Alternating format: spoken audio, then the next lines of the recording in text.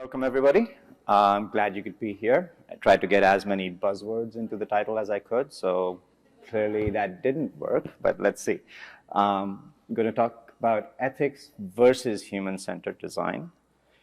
I'm Nishant, Kaushik. I'm the CTO at Uniken. A lot of what I'm going to be talking about is actually derived from personal experience rolling out our integrated identity platform in front of a couple of very large-scale consumer or citizen-facing deployments. You'll find a lot of my realities that have now fragmented over the internet on my website, usually on Twitter, but I'm not going to go there. So you're going to be getting a lot of useful insight in this talk, such as the great philosopher Forrest Gump was wrong. Life is not like a box of chocolates. It's actually like a box of cinnamon rolls. Sweet, sometimes spicy, delicious. But if you really want to enjoy it, you're going to have to deal with getting sticky and messy. And that's relevant. We'll come back to that. It's that kind of raw insight you really hear from. You're never going to get that from something like ChatGPT.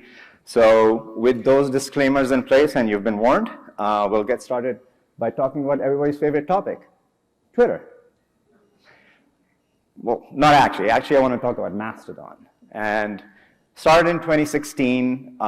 It's drawn interest a bunch of times over the years. Every time there was an exodus from some social media that was causing some sort of friction or creating a problem. But the recent Twitter exodus has actually been very different from Mastodon, leading to much more sustained interest. And that has actually led to some pretty surprising outcomes. From the beginning, Mastodon's appeal has been its architecture and its ethos, decentralized or federated, choose your term, whichever you prefer, open source, and with nobody in control. I happen to be there somewhere. Infosec.exchange, a lot of folks in the security community gathered there. Nice, kind of quiet. It's part of the larger Fediverse, powered by open standards that have that exact same ethos. One problem, though, getting started for most people on Mastodon is actually not easy. And that's because of that very first step you have to take, which is that you have to pick the server you want to be on. Now, server, instance, whatever you call it, it's a very difficult choice for most people because they don't even understand what that means. Choice is driven by interests. It's driven by which communities you want to be part of.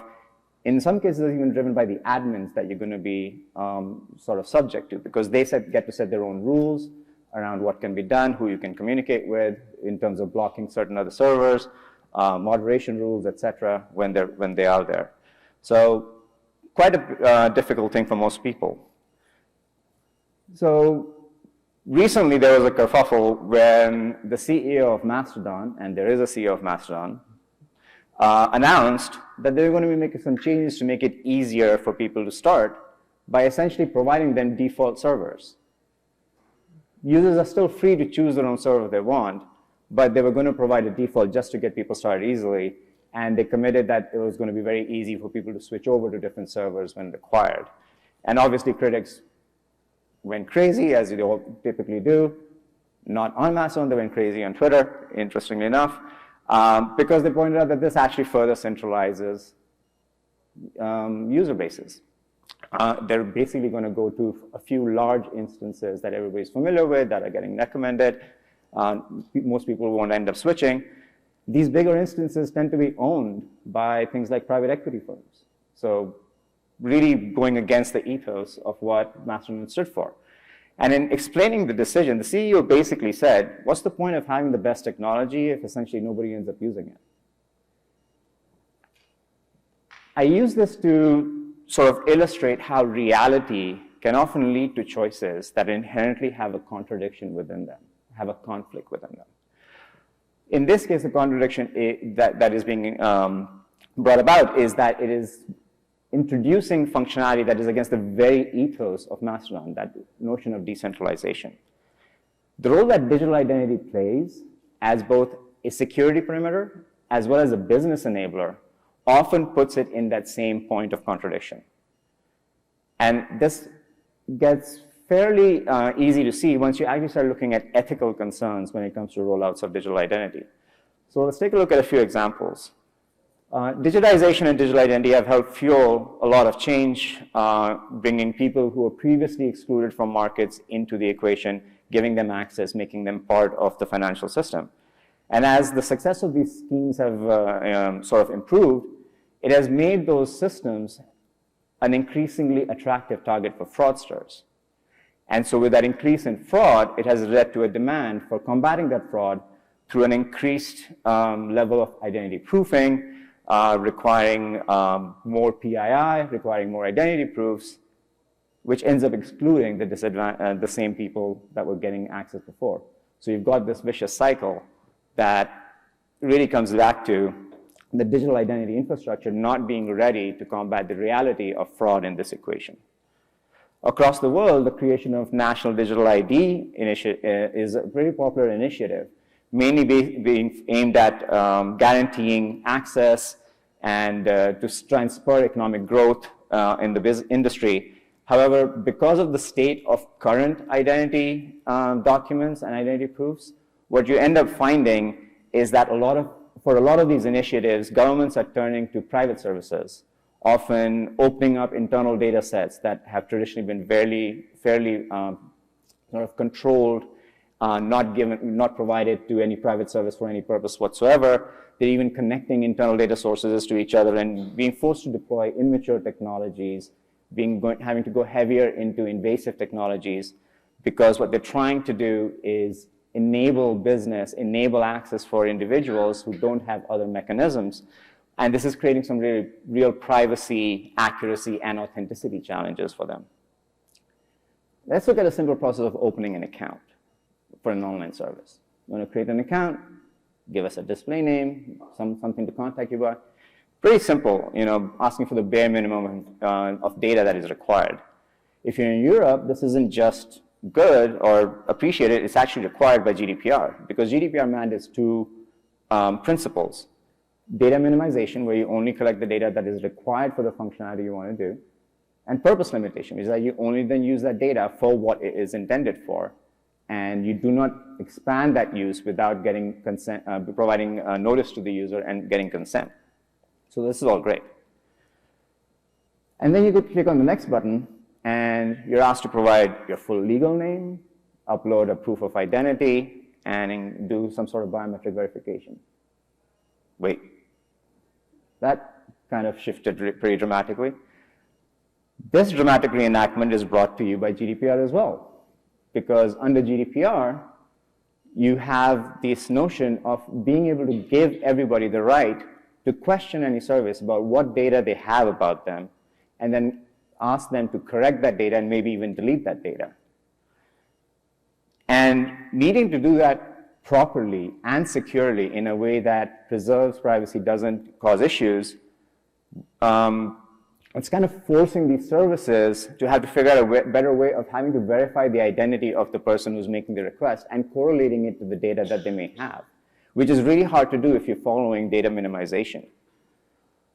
Or as Andy Hindle said, somewhat perversely, in order to help satisfy some of these requirements, you may need to collect or infer more personal data than you might prefer. That shallow fake brought to you not by Andy's deepfake generator. Identity is foundational, but digital identity actually isn't. Digital identity, somebody pointed out, is actually a facility built on an existing foundation. A foundation that is often faulty and has a lot of weak aspects to it. And so digital identity, what it does, it will take issues that exist and will end up magnifying them, mostly because it drives automation that doesn't often have processes of remediation. And in recent years, sorry, the slide kind of skipped. In recent years, many people, including myself, have been pointing out that one way to address this is by bringing in more elements of human-centered design and trying to address this problem by making our technologies more sort of in line with the values that we have as a society. But the ethical questions that digital IDs generate are actually quite numerous and largely without simple answers. As a result, you often find yourself in a Gordian knot that pits ethics and human-centered design against each other. And over the course of many projects, what I've tried to see is some key patterns that have emerged that point out this tension. So one example is inclusion versus design constraints. A key objective of human-centered design is to be inclusive and accommodate diverse user needs. But that often runs headfirst into limitations with technology as well as budget constraints. And that limits the design that anybody who's trying to roll out a service can actually deliver. This is the most common tension that we tend to run into. And it's very hard to solve because of the sensitive nature of digital identity.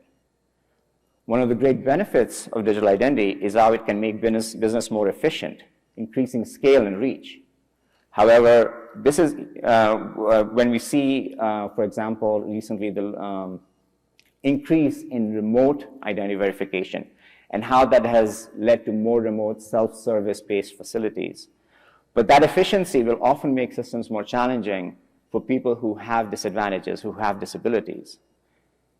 An interesting twist when people try to actually address that is that organizations that actually make the effort to try and accommodate that by providing assisted journeys, they often rely on the same technology as part of the assisted journey for the folks who are working on behalf of the organization, like the agents, et cetera. And there you see a phenomenon called automation bias, where people will override their own judgment because they perceive the results coming from machines that they are automatically assuming are neutral, and they assume that those results are better than their own judgment and will therefore oftentimes make the same mistakes that automated systems will. And this actually exacerbates issues like algorithmic bias. And there are very few pathways. Once you've gotten past the assisted journey, there's very few pathways for remediation left at that point in many organizations. Informed consent versus data collection. Obviously, with human-centered design, it puts an emphasis on obtaining informed consent from people before you collect their data. However, many areas of digital identity collect highly sensitive, complex data that's really hard to explain to people. Just think about behavioral biometrics and how the nature of the data it collects. So that creates a tension where essentially trying to explain the data being collected to a user often is a barrier to introduction of technology. And when you do introduce that technology, many times disclosing that data is actually prohibited by regulations that are concerned about the security aspects of that technology and how disclosing that data and what data is being collected and how it's being used can actually arm adversaries and therefore defeat the whole purpose of the data collection in the first place. When we think about usability, we don't often think about how it contends with privacy. Creating user-friendly and personalized journeys often involves collecting and analyzing, and sometimes even sharing with other services a great deal of user data. And this can often end up conflicting with the principles of privacy and autonomy. So it's interesting that we just saw Ian talk about user ceremonies and the breakage of the two-box model into, as he said, the front end and the back end ceremony, and providing guidance and hints to end users. So guiding the user through the login process with prompts absolutely makes sense in a usability standpoint. But the challenge that we're now seeing with that is providing hints means disclosing information about users. Anybody who's dealt with authentication and how when a user fails authentication, you can't actually tell them why they failed. Your password is incorrect, wrong password, user not found. Anybody who's dealt with that understands what this tension is. The fact that I can enter my username and find out, does this person have an account? They have an account. What kind of authentication are they using? That in of itself is sensitive data disclosure that is a privacy concern, and in many cases is actually prohibited by regulation. That puts a barrier on being able to create usable interfaces. Autonomy versus security is an interesting one. Obviously, human-centered design aims to empower users and provide them with more autonomy, more choice. However, this can actually result in them compromising the security of the user. Think about passwords. Passwords are fairly autonomous. Everybody gets to choose their own, but then they reuse passwords. Passkeys has tried to address this, right? The whole idea of loss of cryptographic keys is a massive issue from a security perspective. And so Passkey is trying to solve that by dealing with synchronization, but that's doing that is, in a sense, is doing that by taking away a measure of autonomy from users. Because yes, passkeys aren't really bound to the platform. I can switch platform providers if I want, but the switching costs, if they're way too high, are we really giving users autonomy there? Something to think about. It's important that we understand the power of the space we play in. Digital identity is a very powerful tool for inclusion, but it is also a ruthless weapon for exclusion. So if you're working in identity, you're naturally working in the world of ethics. You're having to make these decisions. You're having to figure out, you have to understand that you're in the mud and you're trying to figure out how to get out with the castle working and not the worse for wear. And we don't always have the tools for this.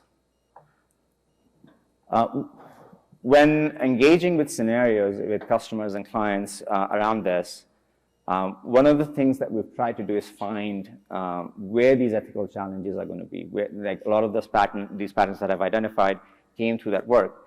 And what we found is that designers need an applied ethics tool. So applied ethics is the actual application of ethical theory for the purpose of choosing an ethical action in a given scenario. An applied ethics tool can facilitate awareness of relevant ethical issues during the design, development, implementation, and even assessment phase of a project. And it can even help identify possible solutions that mitigate concerns or even open opportunities. However, one problem is that applied ethics tools are highly contextual.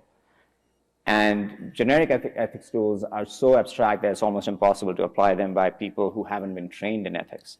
So when you go looking for an ethical applied ethics tool for digital identity, we often find ones that are narrowly focused on data and privacy, which, as I showed you, tried to illustrate from the previous examples, is insufficient when you're starting to deal with things like human-centered design.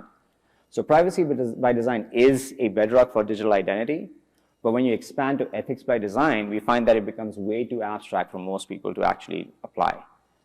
So an interesting starting point that I have found helpful when trying to tackle this has been the idea or the practice of value-sensitive design. So VSD actually is a theory and method to proactively consider human values in a principled and systematic manner throughout the design process. So going into the details of VSD is a little bit beyond the scope of what this talk can try to do. So what I've done is that provided some helpful links at the end of the talk. But what I believe is that any ethical framework for digital identity has to integrate VSD into a general design process for digital projects. And this is essential to make it a practical tool. It helps guide designers through the process of going from the abstract, which are principles, and translating that into values, which then helps them with the establishment of guidelines and guardrails, which can then actually be translated into actual requirements. When incorporated into sort of your design process, VSD can help surface those ethical issues and concerns and the potential social impacts of the technology you're deploying. One thing to note, though, is that oftentimes what that process will do is it'll actually bring out the conflict amongst the values themselves. Values often run into conflict with each other. And so negotiating these conflicts is actually a critical aspect or benefit that you get by applying VSD, because it provides you several approaches to resolve with them, like using direct trade-off between values that are commensurable, or you actually identifying innovation that you may not have considered before that actually helps resolve the conflict in many cases. And sometimes you have to make the hard decision of satisfying with moral obligations, where essentially you're assigning a moral threshold to the different values beyond which that you're going to try and sort of accept the solution, if you will. Since both technology and societal values change over time, and an important element is to make sure that the process is iterative, that you cannot stop and just make your decisions or design decisions and hope that it'll solve the problems and continue to be sort of work for you going forward. Because one of the things we all know is we're very bad at predicting the future and therefore predicting the risks that will emerge over time, especially as societal values change, as the ethics of society change.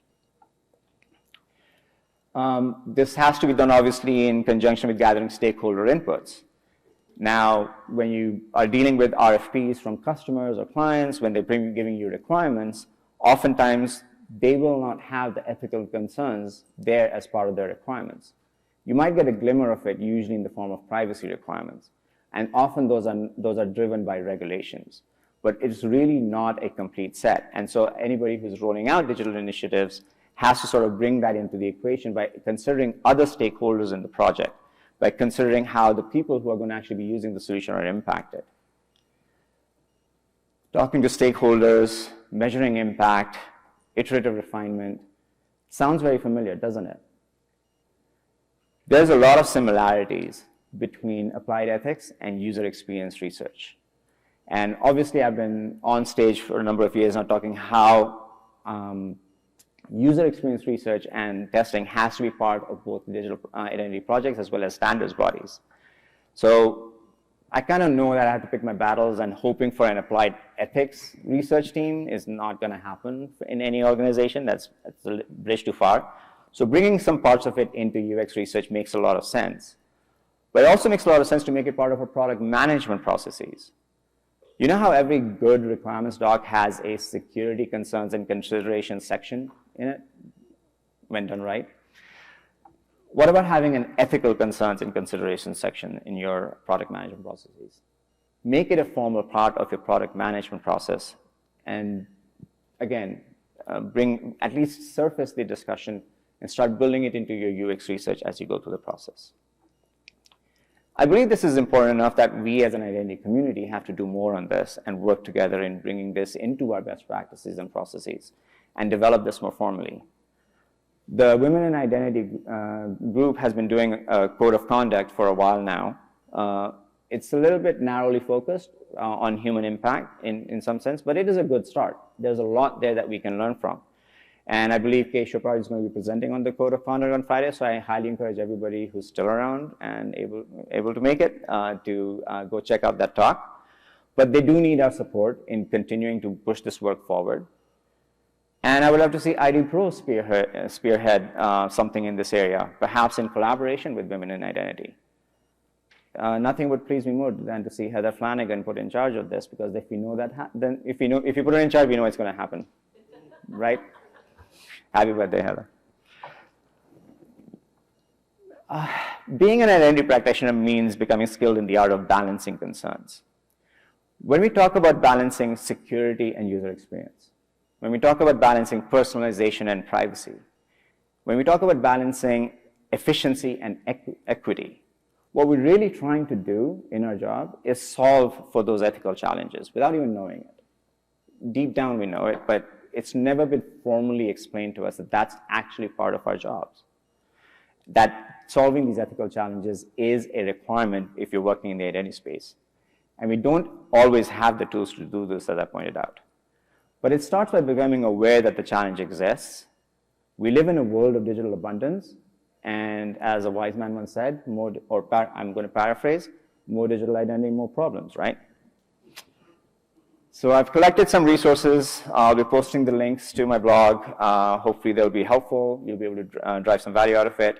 The directions for all of those will be on my website as well. So thank you very much for indulging me in this thought experiment. I would love to hear your feedback. So find me on the channel of your preference. And thank you very much.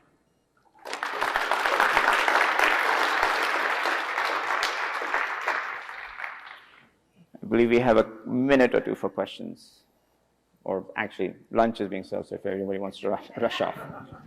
Check, check. If anyone has any questions, just raise your hand.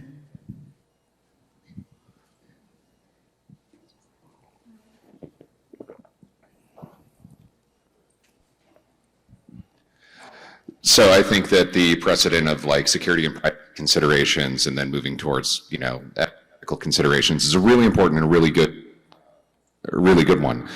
My question to you, though, is that those have both become specialized fields, specialists and experts that contribute to those in order to make them effective.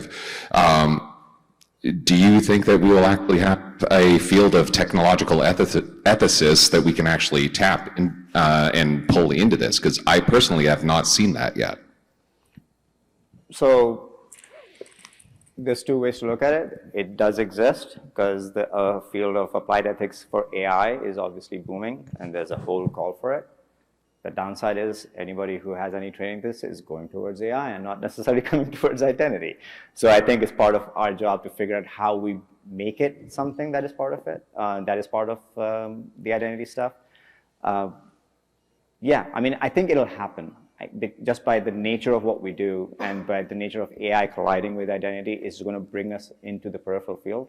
I just want to see it be more front and center rather than somebody who isn't sort of doesn't understand identity as a space coming in and applying them. When you look at how applied ethics in AI work and a lot of the work that they do there, when you try to translate that to identity, it doesn't always translate very well. And that's really the challenge. It's what is the unique nuances that identity has. That's what we need to accommodate. That's why I was saying generic tools don't necessarily work. We need an applied ethics for digital identity. Another question here. Hey, Nishant, wonderful presentation as always. I'm glad you're dedicating your time and research in this area. We've heard of Tethics, right? The Silicon Valley show that we began to explore this idea. But I think the challenge is going to be what incentives do you see organizations have and business leaders to pursue a route of applied ethics when companies start missing their earnings? And how many of us in this room would be willing to cut our bonuses in half or our commissions in half in exchange for better ethics across our company or across our industry? What are the incentives that you've seen and that you think might work? I think my disclaimer slide said I don't have answers, and that is one I don't have answers for. In fact, that is the reason why that efficiency versus the efficiency aspect of the conflict is part of it, because it boils back to that, right? What are the incentives? At the end of the day, you're trying to apply a service. The incentives will come largely from regulation initially. Eventually, I think it'll come more from competition because the sort of people will see it and vote with their feet, so to speak, right? And it's a lot harder to do that when people don't have choice, like in a digital national identity scheme. It's a lot easier to do it when it's in the sort of commercial space, because you will have choices and people will march. But yeah, the incentives right now are unclear because it's a long-term problem as opposed to a short-term problem. And that's always challenging for any business.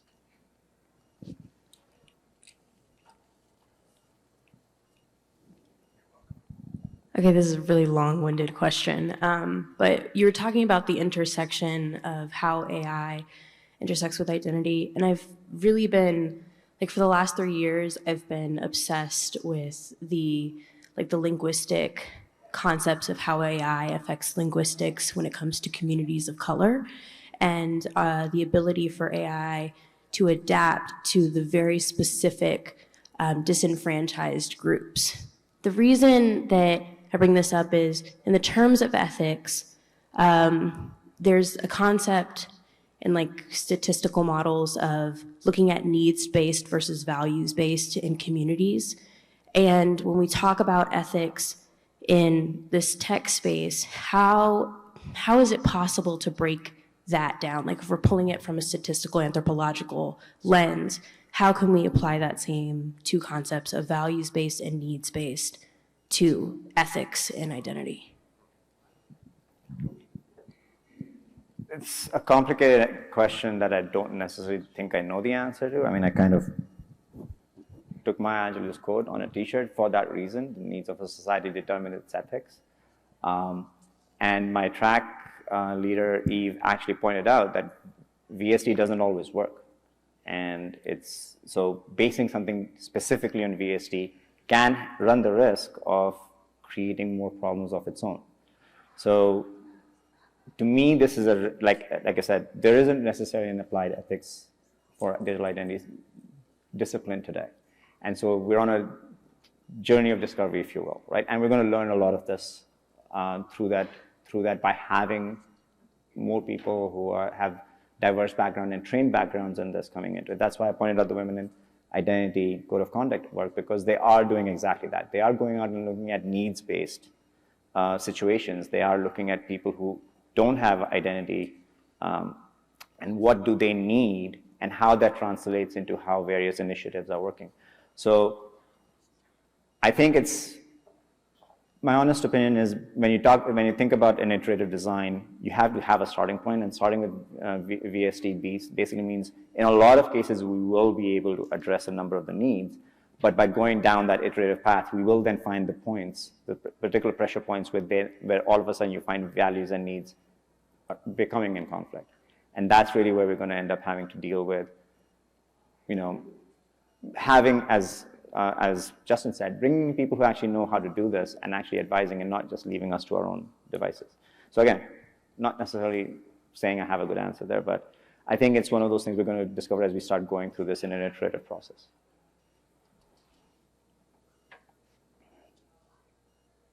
Okay, with that, everybody enjoy lunch. Thank you.